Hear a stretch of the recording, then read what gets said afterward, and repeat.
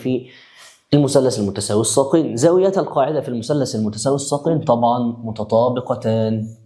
مثلث متساوي الساقين طبعا عشان خاطر بس نخلص منه كده، مش هنطول فيه، هو مش محتاج اصلا. مثلث متساوي الساقين يعني ايه؟ يعني في رجلين زي بعض، في ساقين زي بعض كده، A B C متساوي الساقين، الضلعين زي بعض. خدنا قاعدة بتقول لك ان زاويتين القاعدة ساعتها، فين القاعدة؟ خد بالك انت عارف ان دي زي دي، ولكن ساعات لما بقلب المثلث بقى، لما بجيب المثلث عامل كده واقول لك ده هو اللي زي ده، مين الزاويتين اللي زي بعض؟ انت بقى بتتنح ليه؟ فين القاعدة ساعتها؟ مش دول الساقين اللي زي بعض؟ القاعدة دي هي دي القاعدة، يبقى زاويتين القاعدة اهو. طب لو العلامات دي اتشالت وبقت كده، فين الزاويتين اللي زي بعض؟ ده زي ده، يبقى فين الزاويتين اللي زي بعض؟ اهم. نرجع تاني في المثلث ABC، اذا كان ارسم، ما تقراش، ارسم. اذا كان AB يساوي AC والاي ب 58 عايز السي، انا عارف ان هي مش مستاهله ولكن معلش ارسم دي مثلث ABC، الاي بي زي الاي سي اهو، ده بيساوي ده، متساوي الساقين في زاويتين زي بعض بي وسي. هو اداك مين؟ اداك زاويه A ب 58. ايه دي؟ زاويه الراس، نعم هي دي زاويه الراس ب 58 درجه. تعرف تجيب زاويتين القاعده؟ طبعا. ومجموع قياسات زوايا المثلث كام؟ 180 درجه. لما اشيل من 180 اطرح منها 58 هيطلع لك رقم، اقسمه على الاثنين. يبقى انت حضرتك هتروح تطرح 180 ناقص 58 تطلع 122، نقسمها على الاثنين تطلع 61. كل زاوية منهم ب 61. أنا مش فاهم الحتة دي يا مستر، بالراحة. لما بديك زاوية الرأس، أنت عارف إن زاويتين القاعدة زي بعض. المثلث مجموع قياسات زوايا ب 180، اطرح 180 ناقص 58 يطلع لك 122. ال 122 دي بتاعت مين؟ بتاعت دي ولا بتاعت دي؟ بتاعتهم هما الاثنين، فتتقسم عليهم هما الاثنين بالنص، 122 على الاثنين 61 61. رقم 38 في المثلث STR، إذا كان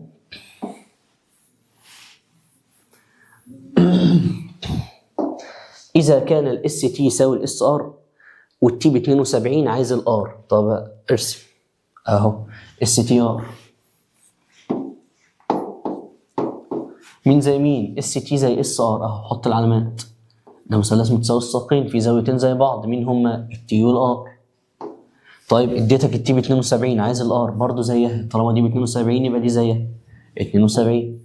طبعا من أسهل الدروس المثلث المتساوي الساقين. 39 في المثلث XYZ، رقم 39 في المثلث XYZ، إذا كان ال XY يساوي ال XZ والزد ب 64 عايز زاوية X. بالراحة كده، مثلث XYZ أهو، أدي X Y Z،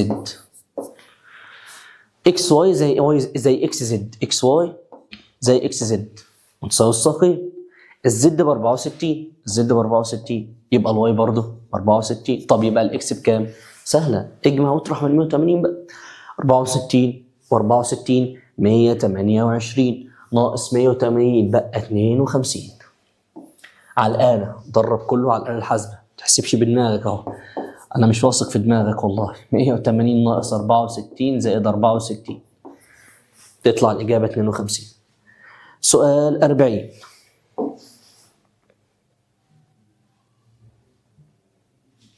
سؤال 40 ده بقى رئيسي، آخر سؤال في الصفحة. لا فاضل سؤال صغير. سؤال 40 ده بقى يا باشا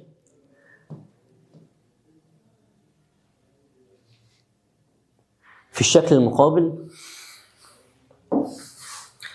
في الشكل المقابل وجايب لي شكل مثلث مرسوم واعمل لي ان هو مثلث متساوي الساقين، دي زي دي. طب ما طالما دي زي دي كده انا ما ينفعش اقف اتنح للمساله، يبقى دول زاويتين زي بعض، دول متساويين. طب ما يلا نسويهم ببعض يا حبيب قلبي. لو سويتهم ببعض هتعمل معادله تجيب الاكس. دي مكتوب عليها 3 اكس زائد 26 اهو، هتلاقي نفسك دخلت في الجبر دلوقتي. ودي مكتوب عليها 6 اكس ناقص 13 اهو. طب انت سويتهم ببعض ليه يا مستر؟ معلش. بما ان هذا الضلع يساوي هذا الضلع، اذا المثلث متساوي الساقين، اذا هذه الزاويه تساوي هذه الزاويه، فسويتهم ببعض بكل بساطه. طيب لما حضرتك سويتهم ببعض كده هنحل ازاي دلوقتي؟ عيب لما ما تعرفش تحل هذه المعادله. هتعمل حاجه اسمها لم الشمل. ايه لم الشمل دي؟ هتجيب الاكسات في ناحيه والارقام في ناحيه.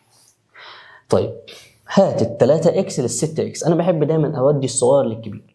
يبقى ال 6 اكس تفضل في مكانها، انا بحل بالراحه مش عايز احل بسرعه. وال 3 اكس تروح لها، 3 اكس دي بالموجب تروح هنا بالسالب،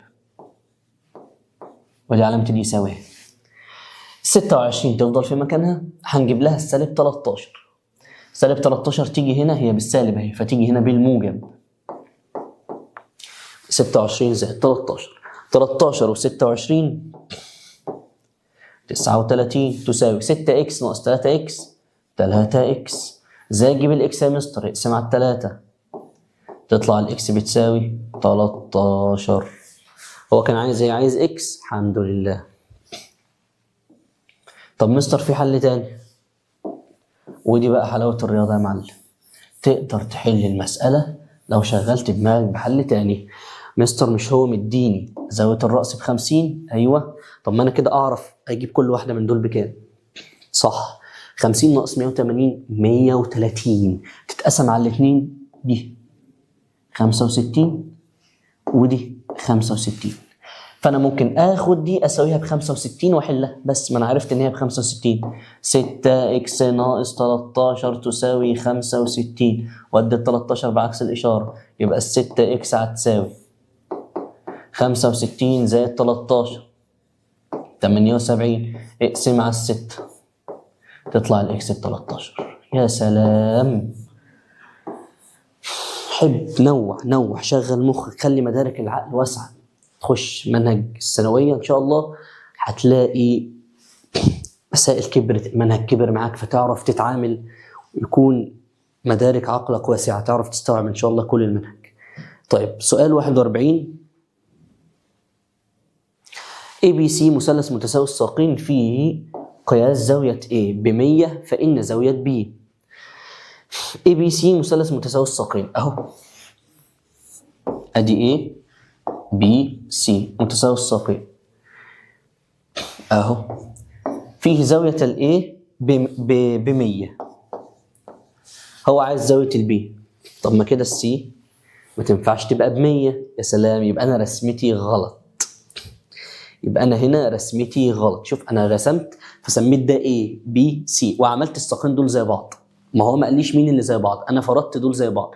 فلما حطيت الاي ب100 السي ما ينفعش تبقى ب100 لان كده زاويتين ب100 و100 200. اذا كان مجموع قياسات زاويه المثلث 180. فانا افهم من كده ان الاي دي هي زاويه الراس. الاي هي زاويه الراس، يبقى المثلث ده كده رسمتي ليه غلط. ادي المثلث A B C، الساقين دول زي بعض، الاي ب100 عايز البي والسي صح، عايز البي. طيب 100 ناقص 180 كام؟ 80 تقسم على الاثنين 40 و40. اللي بعده عايزين ننجز بسرعه. بيقول لي اذا كان المثلث اكس واي زد قائم الزاويه في واي. ده كده دخلنا في المثلث القائم تاني عادي اهو. قائم الزاويه في مين؟ في واي، يبقى الواي هي اللي هنا. اكس واي تساوي اكس زد. يا سلام، ده قائم وبرضه متساوي الساقين. اكس واي تساوي اكس زد. طب ما كده في زاويتين زي بعض اهمت وانا اعرف اجيبهم. ازاي يا عم الحاج هتجيبهم ازاي؟ مش دي ب 90؟ ايوه، اطرحها من 180. 180 ناقص 90 يبقى 90. 90 دي بتاعت مين في دول؟ بتاعتهم هما الاثنين، تتقسم على الاثنين 45. يبقى دي 45 ودي 45. هو عايز زاويه اكس 45 درجه. سؤال 43. 43 بيقول لي في الشكل المقابل، الشكل ده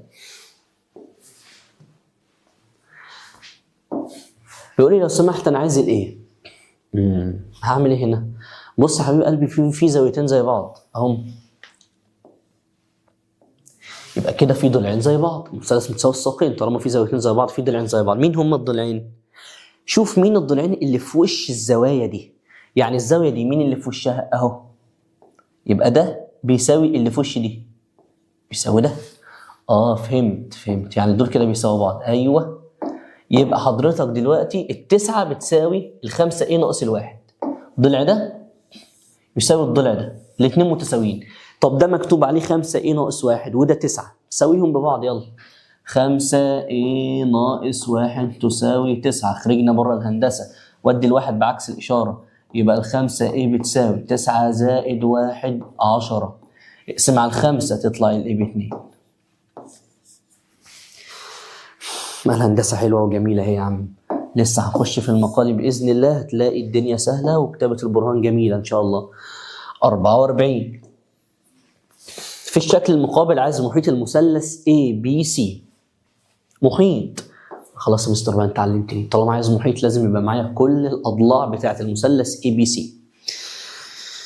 طيب بصيت، الصلاة على النبي، ما لقيتش ولا حاجة، معيش ولا ضلع. هجيب المحيط ازاي؟ اصبر بس ربنا يفرجها علينا دلوقتي. متساوي الساقين. يعني انا كده من الاخر الضلع ده زي الضلع ده. طب الضلع ده مكتوب عليه 3x وده 2x زائد 7. لو سويتهم ببعض هقدر اجيب الاكس. يلا بينا نسويهم ببعض. 2x زائد 7 اللي هو ده يساوي ده. عرفت منين؟ هو اللي قايل لي. لو انت مش شايف العلامات اهي، العلامات اهي، ده بيساوي ده. فانا سويتهم ببعض دلوقتي. اوكي.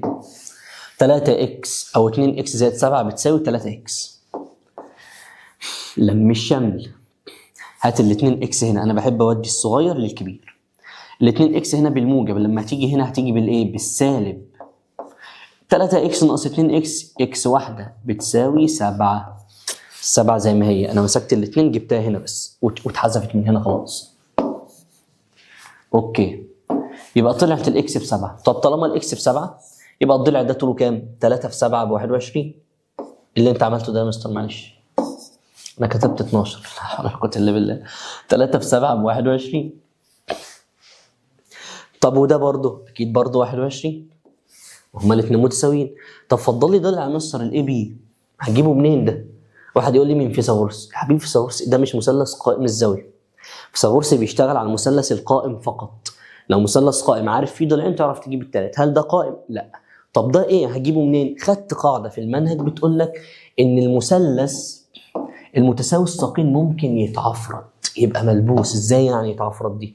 لو عندك مثلث متساوي الساقين ولقيت فيه زاويه واحده بس ب60 درجه، هوب يتحول لمثلث متساوي الاضلاع. اتعفرت المتساوي الساقين بقى متساوي الاضلاع. طب ليه؟ نفهم بس لحظه واحده نفهم. تعال افهمك. متساوي الساقين يبقى في زاويتين زي بعض، دي ودي. طب لما اكتب لك على دي 60 تبقى دي كام؟ 60 زيها. طب تبقى دي كام؟ 60 و60 120 ناقص 180 60 برضه. الله، المثلث اللي فيه 3 زوايا ب 60 يبقى مثلث متساوي الاضلاع. طب معلش انا مش عايز دي هي اللي ب 60 يا عم، انا عايز اللي فوق هي اللي ب 60. نفس الكلام، لو انت سميت دي 60 الزاويتين دول انت عارف ان هم زي بعض، هتطرح 180 ناقص 60 120 تقسم على الاثنين 60 و60. يا صلاة العيد، ده كده زي العسل بقى. يبقى المثلث المتساوي الساقين لو لقيت فيه زاويه ب 60 هوب يتعفرت يتحول لمثلث متساوي الاضلاع. ايه علاقته بالمساله؟ اهو يا عم الراجل مديك ايه؟ زاويه ايه دي؟ زاويه 60. مثلث متساوي ايه؟ الساقين، هوب يتحول لمثلث متساوي الاضلاع. يبقى اكيد الضلع ده هو كمان طوله 21. يبقى المحيط 21 21 21، يعني كانك ضربت 21 في 3 63. جميله. اللي بعده قياس الزاويه الخارجه عن المثلث المتساوي الاضلاع يساوي كام درجه؟ طبعا 120 درجه. وعايزين نفهم السؤال، يعني ايه زاويه خارجه اصلا مش فاكرين. بص يا ريس،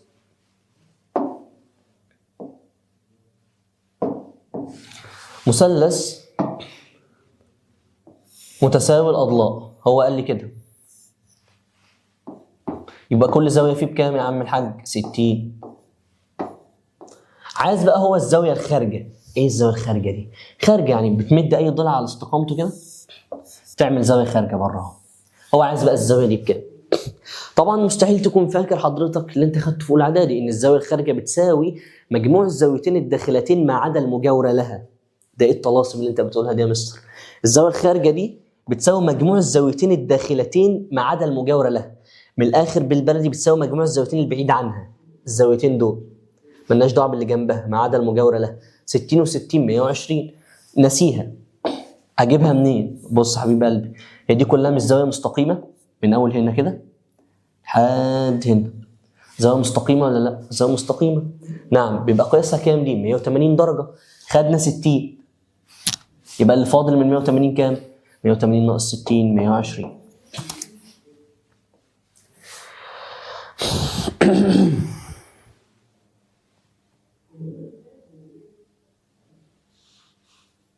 ستة وأربعين. في الشكل المقابل عايز قيمة الإكس. ده مثلث إيه ده؟ متساوي الأضلاع قدام عينك أهو. كل زاوية بكام؟ ب 60. يعني ال 3 إكس دي بكام؟ ب 60 أهو. 3 إكس هتساوي 60 درجة. اقسم على التلاتة تطلع الإكس بكام؟ 20. اللي بعده. في الشكل المقابل إيه ده؟ مثلث متساوي الساقين. فين الزاويتين اللي زي بعض؟ أهمت. دول اللي زي بعض. دي ودي. تعرف تجيبهم؟ طبعا. مش انا معايا زاويه الراس ب 38.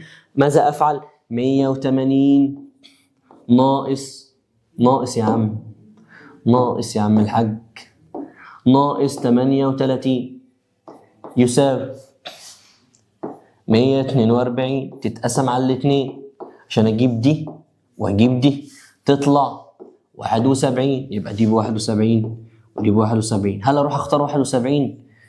يا عم الحاج ركز. هو عايز ايه؟ هو عايز واي. فين الواي دي؟ بره اهي. مش عايزك تختار 70 ولا حاجه. طيب انا جبت دي ب 70 لسه حالين شبه. جبت دي ب 71. مش دي زاويه خارجه؟ مش دي كلها ب 180؟ ايوه لسه قايلين زيها. دي كلها ب 180. خدنا 71 جوه. يبقى اللي فاضل بره 180 ناقص 71 تطلع 109.